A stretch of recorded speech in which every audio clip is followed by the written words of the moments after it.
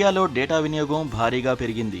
Social media, digital కంటెంట్పై యువతకు interest పెరగడంతో పెద్ద ఎత్తున డేటాను వాడుతున్నారు. 5G వచ్చిన తర్వాత ఈ వృద్ధి మరింత పెరిగింది. తాజాగా సగటు నెలవారీ డేటా వినియోగంపై సంచలన విషయాలు వెలుగులోకొచ్చాయి.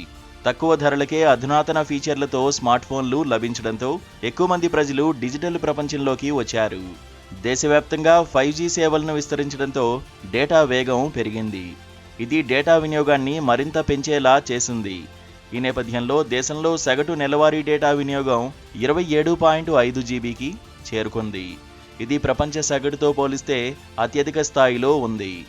ఓటీటీలు కూడా అందుబాటులోకి రావడంతో HD, 4K కంటెంట్ను అందించడంతో డేటా వినియోగం అధికమైంది.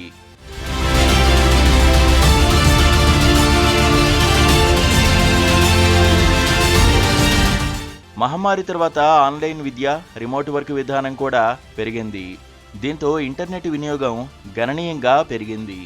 నోకియా మొబైల్ బ్రాడ్బ్యాండ్ ఇండెక్స్ నివేదిక ప్రకారం భారతదేశంలో 5G డేటా వినియోగం 3 రెట్లు పెరిగింది. 2026 నాటికి 5G వినియోగం 4Gను అధిగమిస్తుందని అంచనా వేశారు. ఇప్పటికే మెట్రో నగరాల్లో 5G సేవలు మరింత విస్తరించడంతో వినియోగదారులు అధిక వేగంతో డేటాను ఉపయోగిస్తున్నారు.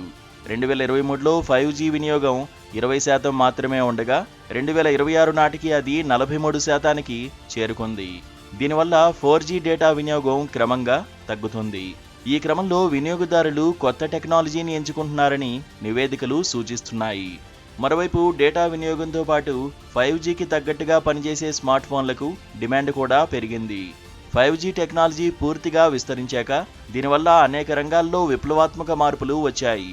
టీచింగ్ వ్యవస్థలో కూడా చాలా చేంజెస్ వచ్చాయి. 5G ద్వారా రియల్ టైమ్ మల్టీప్లేయర్ గేమింగ్ మరింత వృద్ధి చెందింది. అంతేకాకుండా మోటావర్స్ వంటి వర్చువల్ రియాలిటీ వంటివి కూడా విస్తరించాయి. ముఖ్యంగా traffic monitoring, smart homes, health care వంటి సేవలు మరింత వేగవంతం అయ్యాయి.